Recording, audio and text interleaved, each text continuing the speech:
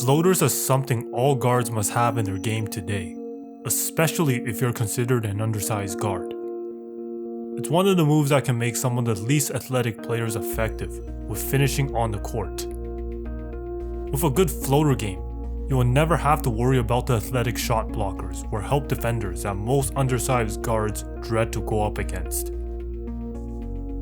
And in this video, I'll break down floaters by going over the technique, situation, and timing of when to use it. Without further ado, let's get into this.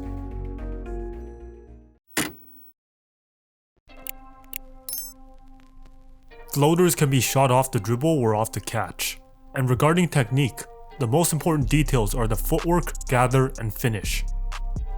Let's begin with the footwork for going into a floater, which is essential for decelerating and establishing perfect balance.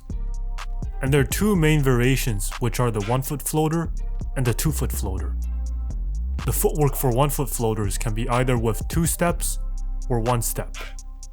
With 2-foot floaters, there is a stagger step and a hop step.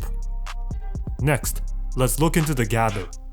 And there are 3 ways you can gather. First is what most players do, and that is by simply bringing it into your shooting pocket and up above your head. This is generally great for keeping the ball secure. Next is by extending your arms and going up like James Harden. This method is a great way to try to draw fouls. However, since the ball is exposed, you're also prone to losing it.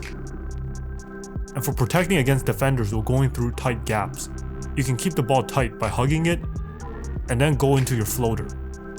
The tough part of this is the transition from hugging to shooting your floater. It can feel awkward to get a floater off, so practice is key with getting used to this one. We're talking about practice, man. And now, the finish. To keep things simple, you will not shoot a floater like how you would normally shoot a jump shot. You will just be pushing the ball up and off your fingertips with minimal flick in your wrist. Now on to when to use floaters.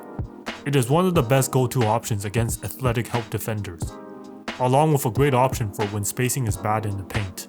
It's also a good option to use on your defender when you don't have them completely beat, where you can initiate contact to create more space or get a better angle to get your floater off. Floaters also set you up for passes like a lob or a dump off. This is one of the finishing moves that will take you around the world if you master it. And if you want to go places with basketball, now is the time to work on your floaters.